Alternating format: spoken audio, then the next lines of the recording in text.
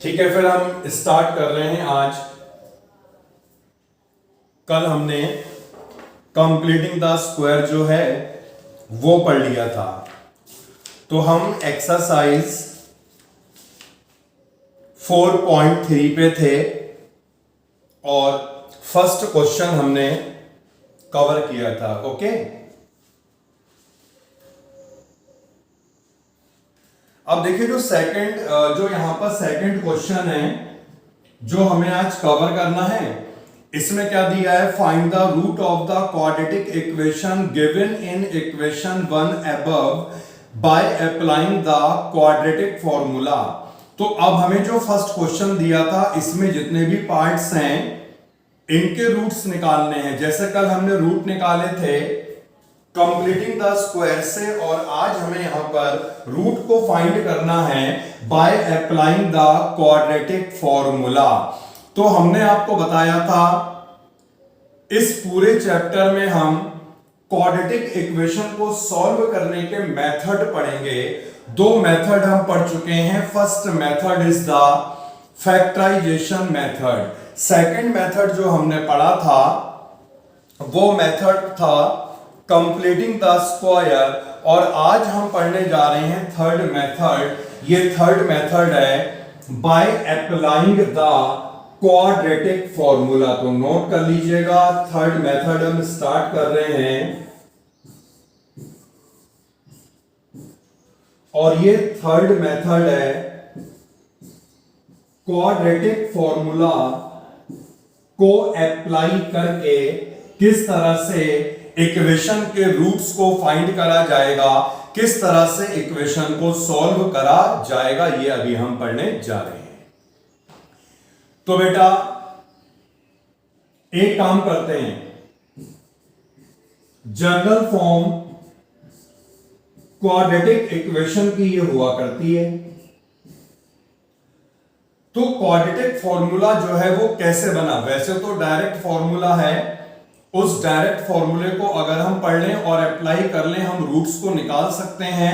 लेकिन हम यहां पर एक काम कर रहे हैं, ये फॉर्मूला कैसे बना हम इसका पूरा डेरिवेशन कर दे रहे हैं, क्योंकि जो इसका डेरिवेशन है वो कंप्लीटिंग द स्क्वायर पे बेस्ड है। तो एक बार और फिर से हम यहां पर कंप्लीटिंग द स्क्वायर के स्टेप को समझ भी पाएंगे। तो क्वाड्रेटिक फॉर्मूला क्या होता है इसे जानने के लिए हम यहां पर पूरा एक डेरिवेशन कवर करेंगे, और इसका जो डेरिवेशन है वो डेरिवेशन कंप्लीटिंग द स्क्वायर से ही होगा। तो एक बार फिर से समझिए मेथड। आपको यहां पर दिख रहा होगा जो एक्स स्क्वायर है इसका कोफिशिएंट यहां पर ए है। तो हमने क्या करा था, एक्स स्क्वायर के कोफिशिएंट को हमने 1 बनाया था। इस ए को यहां पर 1 बनाने के लिए फर्स्ट वाला स्टेप क्या होना चाहिए? डिवाइडिंग बोथ साइड बाय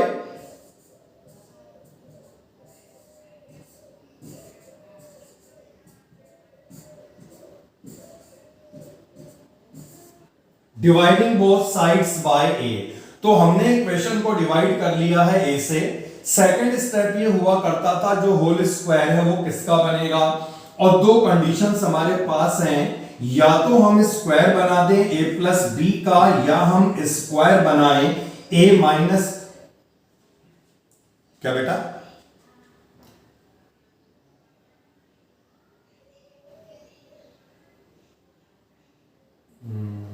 चलो बेटा देखो, अब तो वैसे भी कुछ नहीं हो सकता ना, तो अब ऐसे देखते रहो और फिर करते हैं समाधान इसके बाद ना,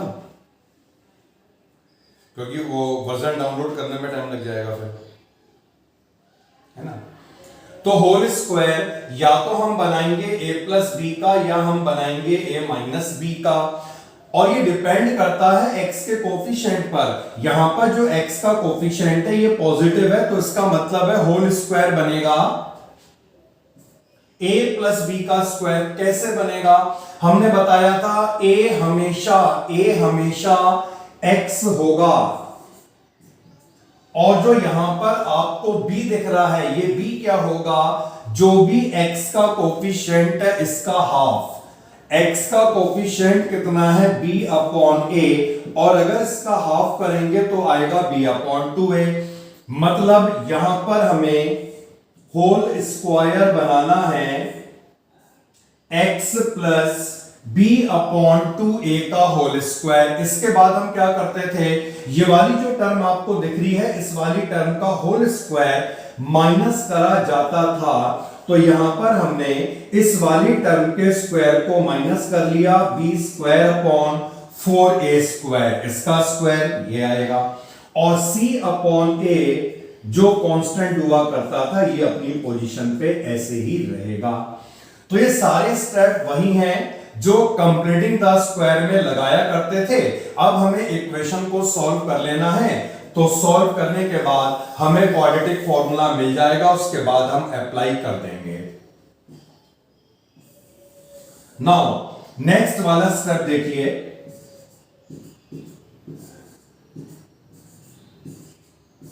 x plus B upon 2a का स्क्वायर, इन दोनों टर्म, हाँ बेटा अभी एक क्वेश्चन नहीं है, एक फॉर्मूला बना रहे हैं, क्वाड्रेटिक फॉर्मूला, और इसे बनाने के लिए वही कंप्लीटिंग द स्क्वायर वाले स्टेप को अप्लाई कर रहे हैं, ठीक है।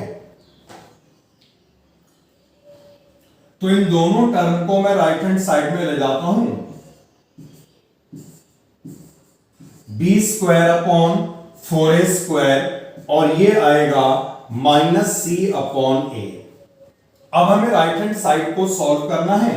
राइट हैंड साइड में बेटा एलसीएम कितना आएगा, 4a स्क्वायर आएगा, और यहां पर न्यूमरेटर में क्या बनेगा, b स्क्वायर माइनस 4ac। ये जो वैल्यू आई है, ये वैल्यू इसके स्क्वायर की आई है, तो स्क्वायर को यहां पर हटाएंगे, इससे हमें मिलेगा x plus B upon 2a, और यहां पर ये पूरा हम लगा देंगे square root, b square minus 4ac upon 4a square. अब इसके स्क्वायर रूट को हम सॉल्व करेंगे। यहां पर जो न्यूमरेटर है इसका स्क्वायर रूट तो सॉल्व नहीं होगा, लेकिन डिनोमिनेटर का स्क्वायर रूट सॉल्व हो सकता है, और स्क्वायर रूट सॉल्व हो गया, दोनों ही साइन हम यहां पर कंसीडर करेंगे, प्लस का भी और माइनस का भी।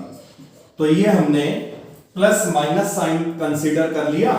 न्यूमरेटर में हमें क्या मिला, b स्क्वायर माइनस 4ac, और डिनोमिनेटर में जो इसका स्क्वायर रूट होगा दैट इज 2a। इसके बाद का क्या स्टेप होता था, दो साइन राइट हैंड साइड में एग्जिस्ट हो रहे हैं, एक बार हमें सॉल्व करना है पॉजिटिव साइन से, और एक बार हमें सॉल्व करना है किससे, नेगेटिव साइन। तो सबसे पहले हम यहां पर पॉजिटिव साइन को कंसीडर कर रहे हैं। इस वाली साइड में था x plus B upon 2a, और राइट हैंड साइड में प्लस रूट में b square minus 4ac upon 2a। तो रूट में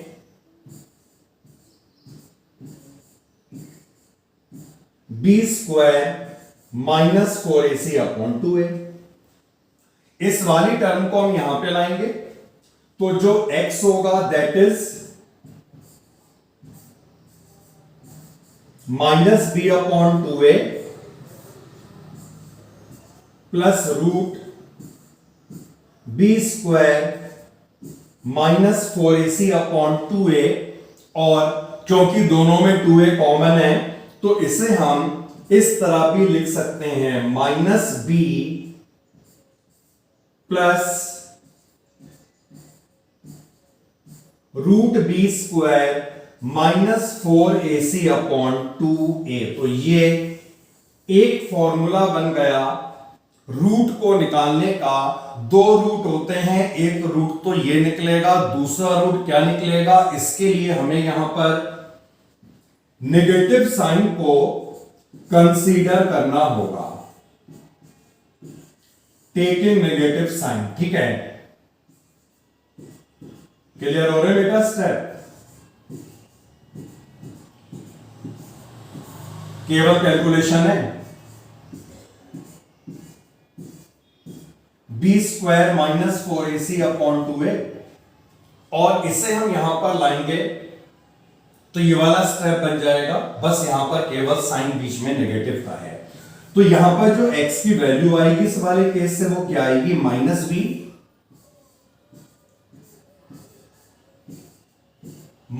बी स्क्वायर माइनस 4ac का रूट डिवाइडेड बाय 2a। तो बेटा अब समझिए, हमारे पास जो क्वाड्रेटिक इक्वेशन थी, ये इक्वेशन थी ax square plus bx plus c, और हमने इसमें कंप्लीटिंग द स्क्वायर को अप्लाई करा। अप्लाई करने के बाद हमने यहां पर x की दो वैल्यू को फाइंड कर लिया। एक वैल्यू आई है minus B plus root B square minus 4ac upon 2a, और जो सेकंड वैल्यू आई है that is minus B minus root B square minus 4ac upon 2a। तो यही कहलाता है क्वाड्रेटिक फॉर्मूला। अगर हमें किसी भी इक्वेशन को क्वाड्रेटिक फॉर्मूले से सॉल्व करना होगा तो हम डायरेक्टली इन फॉर्मूलों का एप्लीकेशन करेंगे। एक रूट को निकालने का ये फॉर्मूला है, सेकंड जो रूट होगा उसे निकालने का ये वाला फॉर्मूला है, और हम देख सकते हैं दोनों फॉर्मूले में बीच में केवल प्लस माइनस का ही यहां पर डिफरेंस हुआ करता है। क्लियर हो गया ये वाला पॉइंट? दो बेटा रूट तो होल स्क्वायर अगर यहां पे बनता तब सॉल्व होता ना, अलग अलग कैसे सॉल्व होता? इस पूरे का होल स्क्वायर बनता, a प्लस बी का रूट सॉल्व हो सकता है, a square plus B square का रूट सॉल्व कैसे हो जाएगा? तो यहां पर ये दो रूट्स हमने फाइंड कर लिए हैं, और दोनों रूट में फॉर्मूला सेम है निकालने का, बस केवल ये बीच वाला साइन चेंज होता है। तो लास्ट में हम इसके फॉर्मूले को सम अप करते हैं। अगर हमें रूट निकालना है या x की वैल्यू निकालनी है, हम कैसे निकालेंगे? Minus B plus minus root B square minus 4ac upon 2a। तो मैंने यहां पर क्या करा, दोनों फॉर्मूलों को एक साथ लिख दिया, केवल प्लस माइनस का यहां पे डिफरेंस था तो बीच में लगा दिया प्लस और माइनस। तो यही कहलाता है क्वाड्रेटिक फॉर्मूला। जब हमें क्वाड्रेटिक फॉर्मूले से रूट को निकालना होगा तब हम इसी फॉर्मूले का एप्लीकेशन करेंगे। और एक बात और बता दें, रूट को यहां पर डिनोट करा जाता है अल्फा और बीटा से। ये अल्फा बीटा रूट है। रूट का क्या मतलब है? एक तरह से x की वैल्यू है, मतलब एक को सॉल्व करके जो आएगा प्लस साइन से वो बन जाएगा अल्फा, दूसरे को सॉल्व करके जो आएगा वो बन जाएगा बीटा। तो अल्फा बीटा कुछ अलग नहीं है, ये वेरिएबल की वैल्यू है, यानी कि इक्वेशन के रूट्स हैं। तो x की यहां पर दो वैल्यू आई है, इन्हें डिनोट करते हैं, एक को अल्फा से और दूसरे को बीटा से। एक पॉइंट और क्लियर कर लें, यहां पर जो आपको रूट के अंदर टर्म दिखाई दे रही है, इस वाली टर्म को हम कल वाले लेक्चर में विस्तार से पढ़ेंगे, लेकिन आज मैं आपको बता दूं, जो ये टर्म यहां पर रूट के अंदर आपको दिखाई दे रही है, ये टर्म को हम कैपिटल D से डिनोट करते हैं, और ये कहलाता है क्वाड्रेटिक इक्वेशन का डिस्क्रिमिनेंट। ठीक है, ये कहलाता है क्वाड्रेटिक इक्वेशन का डिस्क्रिमिनेंट। कल हम इसे विस्तार से पढ़ने वाले हैं, आज केवल हमें क्वाड्रेटिक फॉर्मूला पढ़ना है। लेकिन यहां पर ये टर्म आई तो मैंने आपको बता दिया, ये टर्म D होती है, which is known as the discriminant of quadratic equation. तो अगर हम चाहें तो यहां पर जो रूट के अंदर दिख रहा है इसे हम D से भी डिनोट कर सकते हैं, क्योंकि D का मतलब होता है बी स्क्वायर माइनस 4ac। तो ये हमने क्वाड्रेटिक फॉर्मूले को बना दिया। अब हम इस क्वाड्रेटिक फॉर्मूले का एप्लीकेशन करेंगे, सेकंड वाले क्वेश्चन को सॉल्व करेंगे। और सेकंड वाले क्वेश्चन में हमें करना क्या है, जो फर्स्ट क्वेश्चन के पार्ट्स थे उन्हें ही सॉल्व करना है यूजिंग द क्वाड्रेटिक फॉर्मूला। तो बेटा फर्स्ट वाले पार्ट को नोट करा जाए। फर्स्ट वाला पार्ट है 2x square minus 7x plus 3। अब हमें यहां पर डायरेक्टली ही फॉर्मूले का एप्लीकेशन करना होगा। इसके लिए हमें देखना होगा यहां पर a b और c क्या होते हैं। क्वाड्रेटिक इक्वेशन की जो जनरल फॉर्म होती है वो सभी को मालूम है, ax square plus bx plus c होती है। अगर हम इस जनरल फॉर्म से कंपेयर करें तो हमें a कितना मिलेगा 2, b हमें कितना मिलेगा -7 और हमें c कितना मिलेगा 3। मतलब जो x स्क्वायर का कोफिशिएंट होता है ये a होगा, x का जो कोफिशिएंट है ये b होगा और इसके अलावा जितना भी कांस्टेंट रह जाएगा वो होता है c। तो हमने abc निकाल लिया। अब हम यहां पर लिखेंगे एक बार फॉर्मूला। बेटा फॉर्मूला क्या था, एक रूट को निकालने का फॉर्मूला था -b root B square -4ac upon 2a। और जो दूसरा रूट था इसे निकालने का फॉर्मूला क्या था, -b minus root B square -4ac upon 2a।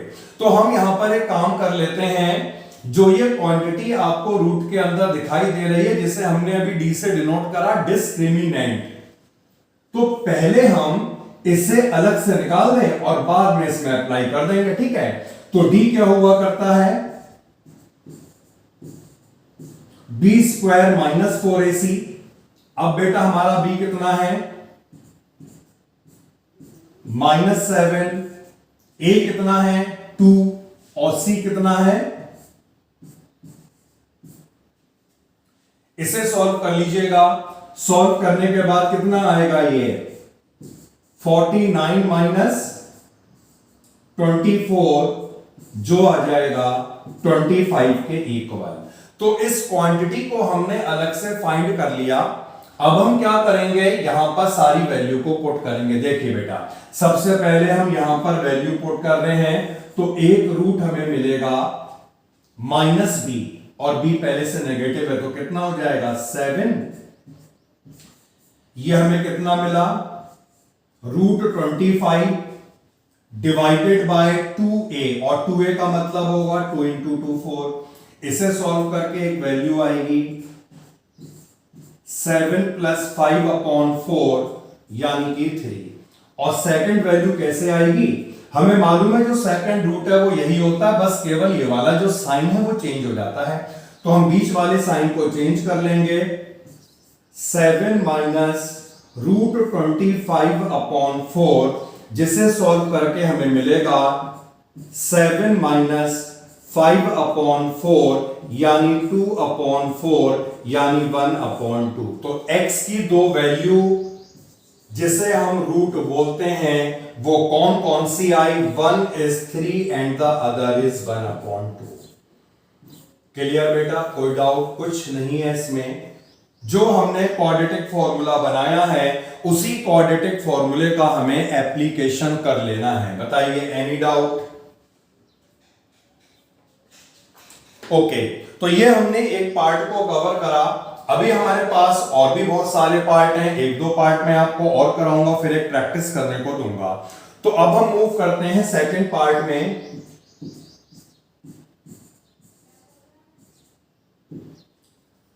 To X square plus X -4 is equal to 0। General form से जब हम कंपेयर करेंगे तो हमें a कितना मिलेगा 2, b कितना मिलेगा 1 और c कितना मिलेगा।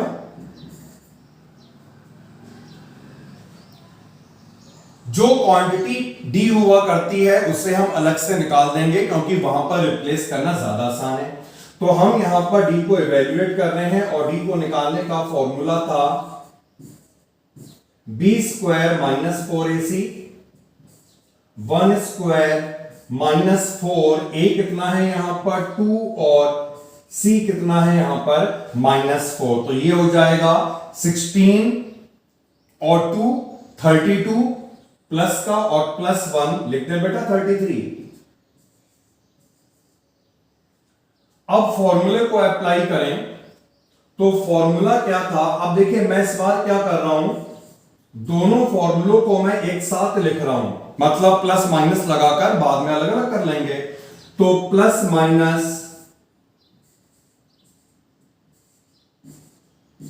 Root B square minus 4ac upon 2a। अब यहां पर हम वैल्यू को रिप्लेस करते हैं, b हमारे पास 1 है, इसका रूट आया 33 और नीचे कितना है 2 इंटू ए, मतलब कितना हो जाएगा 4। तो ये x की दो वैल्यू आई है क्योंकि बीच में साइन प्लस माइनस का है। अगर हम इन वैल्यू को सेपरेट करें तो एक रूट हमें क्या मिलेगा, -1 प्लस रूट 33 अपॉन 4, और जो अदर रूट हमें मिलेगा वो कितना मिलेगा, -1 माइनस रूट 33 अपॉन 4। क्लियर? तो ये एक सिंपल सा फॉर्मूला है जिसके एप्लीकेशन से हम फाइंड कर सकते हैं इक्वेशन के रूट्स। नाउ एक पार्ट मैं आपको और कराता हूं, फिर एक पार्ट आप लोग खुद प्रैक्टिस करें। तो हम यहां पर थर्ड वाला पार्ट करेंगे। 4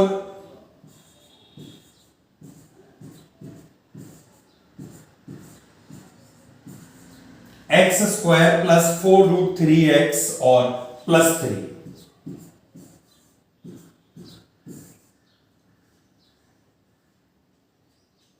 On comparing, we get a is equal to 4,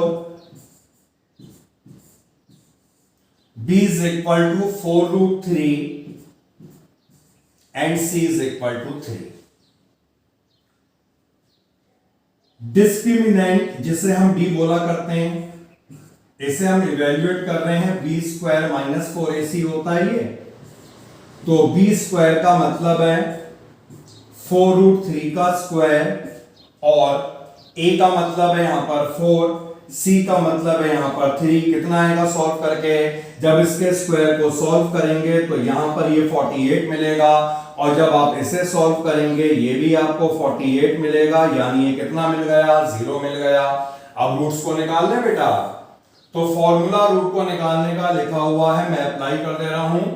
x is equal to minus b and b is 4 root 3, ये हमें मिला है 0 के इक्वल, डिवाइडेड बाय 2a, जिसका मतलब है यहां पर 8, तो ये पूरा 0 हो जाएगा, यानी x की वैल्यू कितनी आएगी, 4 से 8 को कैंसिल कर लें, माइनस रूट 3 अपॉन 2। तो यहां पर दोनों रूट इतने ही होंगे, एक इतना है, अदर भी इतना ही होगा। तो हमने देखा इस वाले केस में केवल एक ही रूट आया, यानी दोनों वैल्यू यहां पर सेम आई है। तो हमने ये 3 पार्ट्स को कवर कर लिया। जो ये 3 पार्ट्स हमने कवर करे हैं, इन पार्ट्स में किसी का कोई डाउट है बेटा?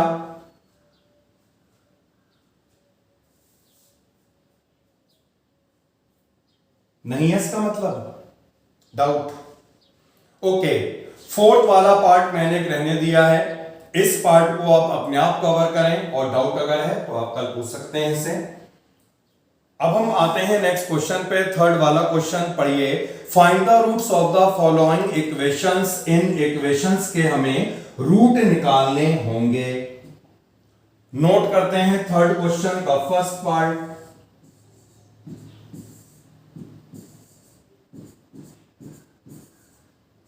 x minus 1 upon X is equal to 3। Root निकालने के लिए हमारे पास क्वाड्रेटिक इक्वेशन होनी चाहिए, लेकिन अभी हमारे पास क्वाड्रेटिक इक्वेशन नहीं है, तो हम इसे सॉल्व करके इक्वेशन की फॉर्म में लाएंगे। x एलसीएम आएगा,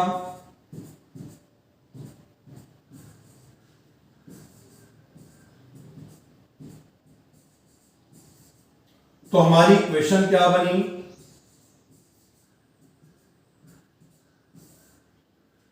अब ये इक्वेशन तो बन चुकी है, और रूट को निकालने के हमारे पास कौन कौन से मेथड थे एक बार रिकॉल करते हैं।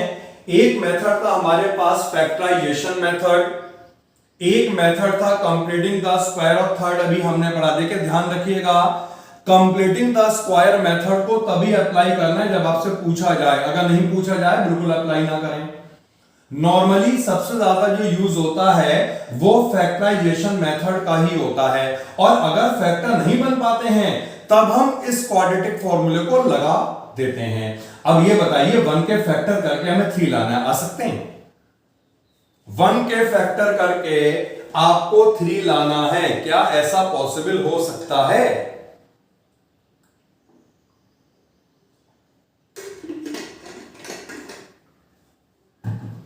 तो इसका मतलब यह हुआ कि इसके फैक्टर नहीं बनने वाले। अब हम इसमें लगा देते हैं फॉर्मूला जनरल फॉर्म से। जी बेटा,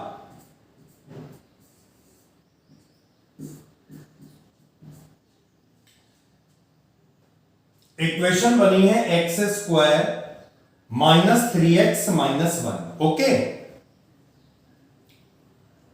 तो हमने जनरल फॉर्म से कंपेयर करा और एबीसी को निकाल लिया। इनको निकालने के बाद हम क्या करेंगे, डी को इवेल्युएट कर लेंगे, और डी हमारा होता है बी स्क्वायर माइनस 4ac। निकालिए डी, वैल्यू पुट करके। बी है बेटा -3 का होल स्क्वायर माइनस 4ac। ए यहां पर 1 है और सी कितना है, सॉल्व करके कितना आएगा, ये 9 ये +4, यानी d is equal to root, नहीं ये बेटा माइनस माइनस प्लस हो जाएगा यार, 13 आएगा। अब लगाइए फॉर्मूला। फॉर्मूला क्या था सुनिए, -b प्लस माइनस √d/2a। अब मैंने यहां पे √d लिखा, क्यों लिखा, इसका रीजन क्या है, क्योंकि हमें मालूम हो चुका है यही तो बेटा d होता है, तो इसकी जगह शॉर्ट में d भी तो लिख सकता हूं मैं। अब इस वैल्यू को यहां पे बेटा √13 कैसे आया है, अरे ये -3 का स्क्वायर करोगे 9 होगा, ये माइनस माइनस प्लस का 4 हो जाएगा, 9 + 4। हाँ ये पॉइंट तुम्हारा बिल्कुल सही है। रूट क्यों लगेगा इसमें, लोहड़िया रूट तो यहां पे लगेगा, वो केवल डी है। ओके, तो ये 13 आ चुका। अब हम यहां पर वैल्यू को रिप्लेस करेंगे, b कितना है -3, यानी ये हो जाएगा 3 प्लस माइनस √13/2a, जिसका मतलब होगा 2। ओके बेटा, क्या करना था हमें क्वेश्चन में, सॉल्व, रूट निकालने थे। रूट का मतलब है x की वैल्यू निकालनी थी, और x की 2 वैल्यू आ गई। एक वैल्यू है 3 प्लस √13/2, दूसरी वैल्यू है 3 माइनस √13/2। तो जब भी ऐसा क्वेश्चन आए और ये दिया ना हो, क्या करना है, तो सबसे पहले हम फैक्टर देखेंगे, फैक्टर नहीं बन पाएंगे तब हम क्वाड्रेटिक फॉर्मूले का एप्लीकेशन करेंगे, और कंप्लीटिंग द स्क्वायर तब तक नहीं लगेगा जब तक आपसे कहा ना जाए। ठीक है, सेकंड पार्ट को नोट करें।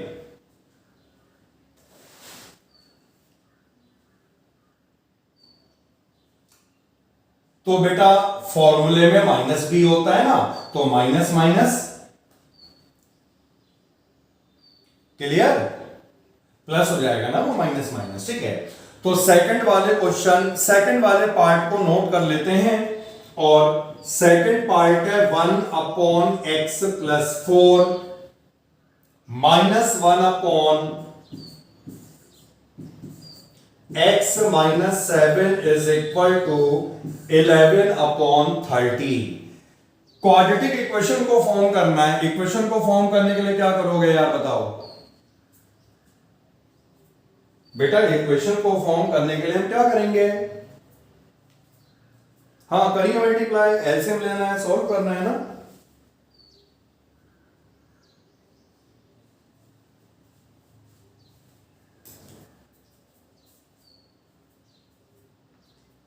कोई ऐसा बहुत मुश्किल स्टेप नहीं है।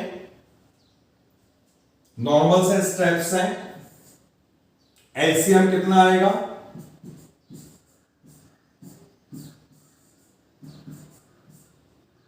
अभी देखते हैं बेटा, मैं भी सॉल्व कर दूं एक बार ना। ये माइनस का ध्यान रखना, बाहर है बेटा, ये रखा ध्यान, इसका नहीं रखा है।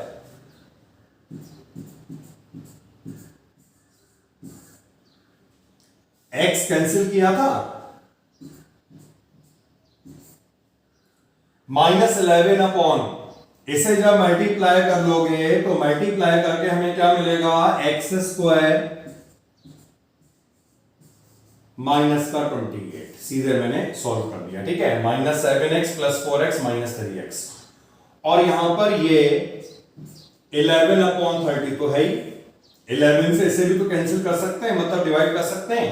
अब क्रॉस मल्टीप्लाई कर लो, तो जब हम क्रॉस मल्टीप्लाई करेंगे इक्वेशन बनेगी x square -3x -28 is equal to minus का 30।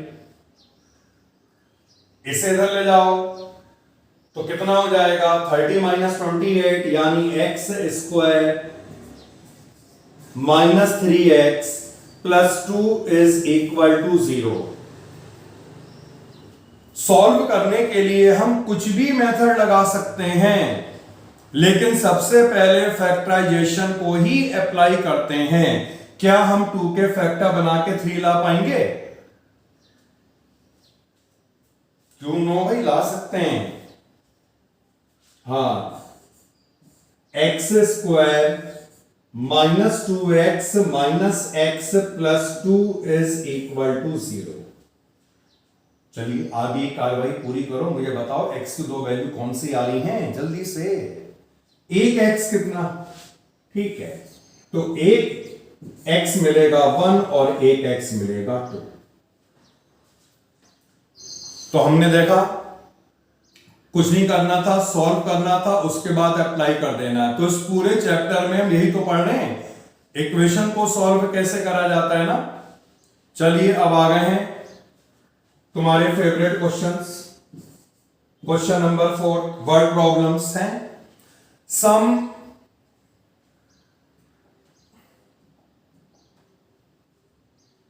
नोट करो।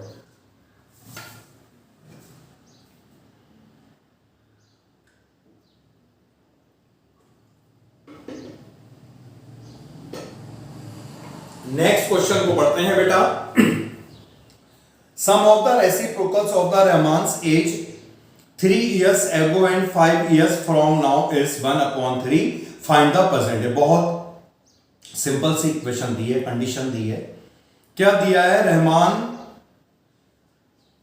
की एज 3 years पहले और 5 years बाद, इन दोनों की एज के रेसिप्रोकल का सम कितना है?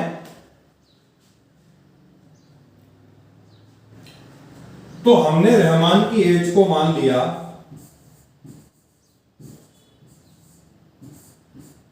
और ये ध्यान रखना जब भी हम एज मानते हैं तो कौन सी एज होती है?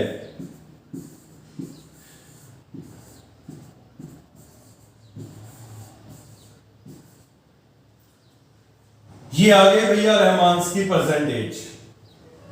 अब 3 years ago, 3 साल पहले रहमान की एज इतनी रही होगी, और अब से 5 years बाद, यही तो दिया है, and 5 years from now, after 5 years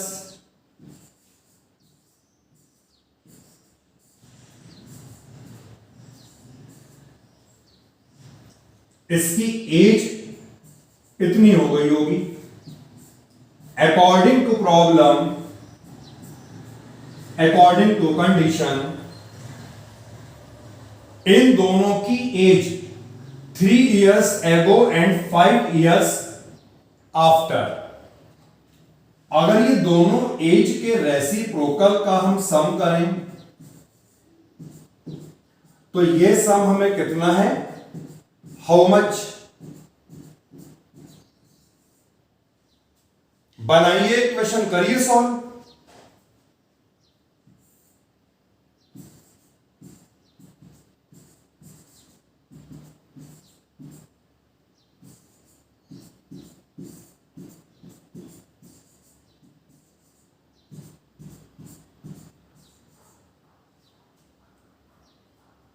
यहां पर मिलेगा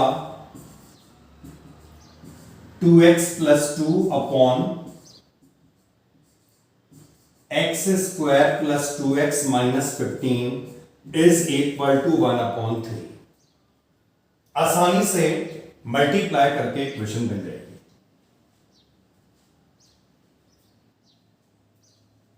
कर लू मल्टीप्लाई बेटा?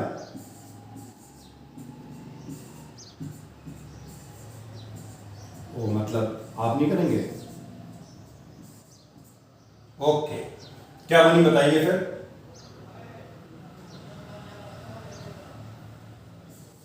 बिल्कुल सही है। नाउ 21 के फैक्टर करो, 4 ले आओ।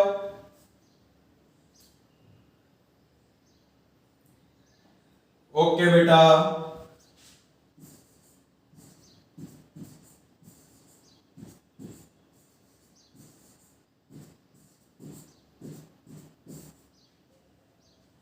और जल्दी से मुझे निकाल के दो वैल्यू। बेटा x, बेटा पहले x बता देना एक बार ना।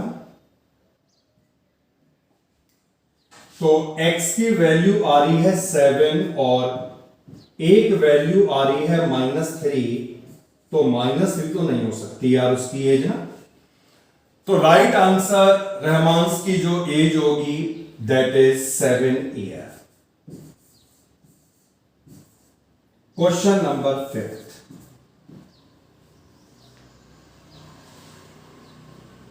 लो बेटा प्रीवियस पेज लो, तुम नोट करो आराम से।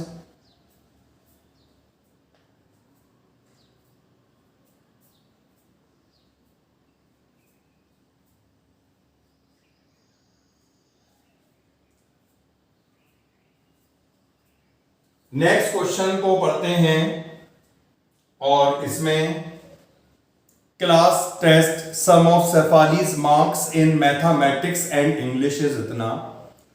दोनों में जो मार्क्स हैं उनका ये टोटल है। फिर दिया है 2 marks more in math, 3 marks less in English. इस कंडीशन में मार्क्स का जो प्रोडक्ट होगा वो 210 होता है। दोनों सब्जेक्ट के मार्क्स निकालने हैं। तो अगर ये मान लिया जाए बेटा मैथमेटिक्स में उसके मार्क्स को x, तो इंग्लिश में कितने मार्क्स हो गए? दोनों सब्जेक्ट में जो मार्क्स का टोटल है वो 30 है। एक सब्जेक्ट के मार्क्स जो है अगर हम उन्हें x मान लें तो दूसरे के हो जाएंगे 30 माइनस x। अब हमें क्या दिया है, अगर 2 मार्क्स ज्यादा मिलते हैं मैथ में, अगर मैथ में 2 मार्क्स ज्यादा हो गए तो इस कंडीशन में मैथ में मार्क्स कितने हो गए, और इंग्लिश में अगर मार्क्स कम हो जाते हैं, कितने कम हो जाते हैं? 3 मार्क्स लेस। तो इसमें 3 मार्क्स कम हो गए। इस कंडीशन में प्रोडक्ट जो होगा दोनों मार्क्स का ये 210 हो जाएगा। ये तो आ गया x प्लस 2 और ये कितना आया है 27 माइनस x। मल्टीप्लाई करें, सॉल्व करके इक्वेशन बनाएं, या मैं कराऊं बेटा multiply?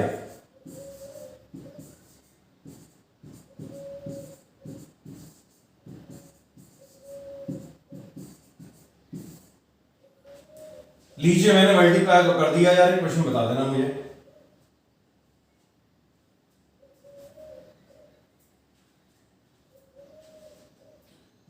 X square minus 25x plus 156।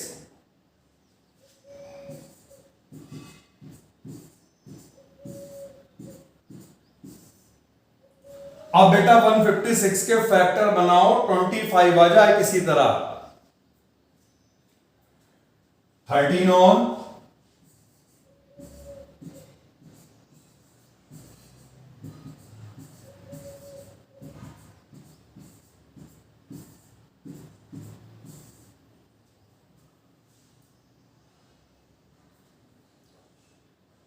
Factor बन गए, एक्स निकालना बाकी रह गया है।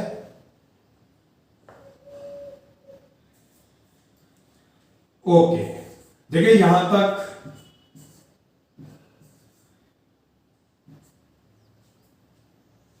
कोई दिक्कत नहीं होनी चाहिए।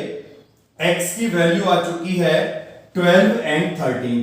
अब ये दोनों ही वैल्यू पॉजिटिव हैं, तो कौन सी वैल्यू सही होगी, क्या होगा, इसके लिए हम यहां पर केस बनाते हैं। कैसे बनाते हैं ढंग से देखें। फर्स्ट केस हमने बनाया, अगर हम मानते हैं यहां पर x 12 है, तो मैथ के मार्क्स कितने हो गए 12 और इंग्लिश के मार्क्स कितने हो गए बेटा 30 माइनस 12, यानी कि 18। और सेकंड केस हमने बनाया, अगर हम मान लेते हैं जो x है वो 13 होगा, तो मैथ के मार्क्स जो है वो 13 हो गए और इंग्लिश के मार्क्स कितने हो गए,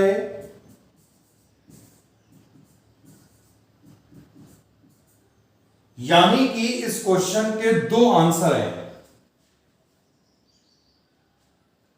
मैथ में मार्क्स 12 होंगे, इंग्लिश में 18 होंगे, या मैथ में मार्क्स 13 होंगे और इंग्लिश के होंगे 17। तो क्वेश्चन सिंपल था, लेकिन लास्ट में x की दो वैल्यू आई, दोनों ही वैल्यू यहां पर एप्लीकेबल हो सकती हैं, इसीलिए इस बेसिस पर दो केस बनाकर यह निकलेगा फाइनल आंसर।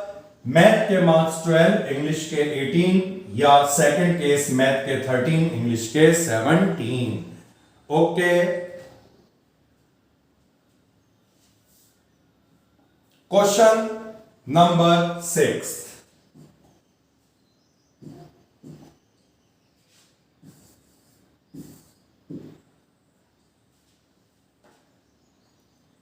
ओके, 1 मिनट मिल जाएगा बस। Diagonal of a rectangular field is 60 meter more than the shorter side. Longer side is 30 meter more than the shorter side. Find the sides of the field. Question पढ़ के हमें मालूम हुआ कि दोनों ही रिलेशन शॉर्टर साइड के basis पर given है। अगर शॉर्टर साइड को हमने x मान लिया, तो बताइए यहां पर क्या होगा। जो शॉर्टर साइड को अगर हमने x मान लिया, तो लॉन्गर साइड क्या होगी, लॉन्गर साइड शॉर्टर साइड से 30 मीटर मोर है, और इसका जो डायगोनल है वो कितना दिया है एनसीईआरटी में, 60 metre more than the shorter side. इसका मतलब है डायगोनल हो जाएगा x प्लस 60। और ये तो आपको बेटा मालूम ही होगा, यहां पर एंगल कितना बनता है 90 डिग्री का बनता है, और 90 का अगर एंगल बनता है तो ये भी समझ में आ गया होगा कि हमें करना क्या है, क्या करना है, पाइथागोरस लगा दी मैंने, पाइथागोरस लगा दी मैंने, तुम्हारे कहने से पहले लगा दी बेटा। मैं सॉल्व कर रहा हूं इससे, x square 120x 3600, x square plus 60x plus 900 plus x square. तो ये हमने एक्स स्क्वायर कैंसिल आउट करा, 120 को इस साइड ले जाएंगे तो हमें मिलेगा एक्स स्क्वायर माइनस 60x, और इसके बाद इसको यहां पे लाके माइनस कर दो, 900 माइनस 3600 कितना आएगा 2।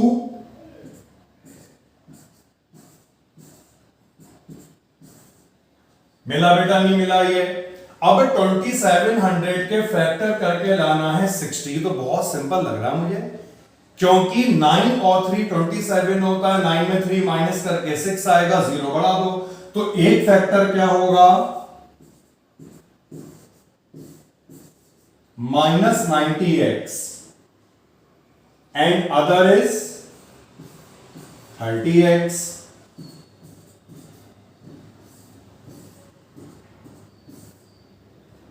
इसके आगे का काम हमें मालूम होता है,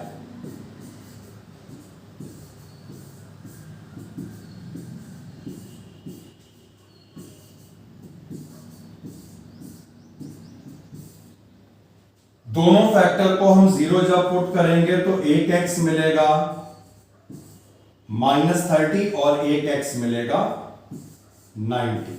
ये तो पॉसिबल नहीं होगा क्योंकि x यहां पे डायमेंशन को डिनोट कर रहा है। तो शॉर्टर साइड कितनी आई, नहीं शॉर्टर तो बेटा केवल 90 ही है ना, लॉन्गर साइड 90 + 30 और डायगोनल कितना आया 150। मीटर तो लगा दोगे ना अपने आप। तो जितने भी क्वेश्चन करे हैं कोई क्वेश्चन ऐसा नहीं मिला जो बहुत ज्यादा मुश्किल होगा। यहां तक मैं समझता हूं सबको हर स्टेप क्लियर हो गया होगा।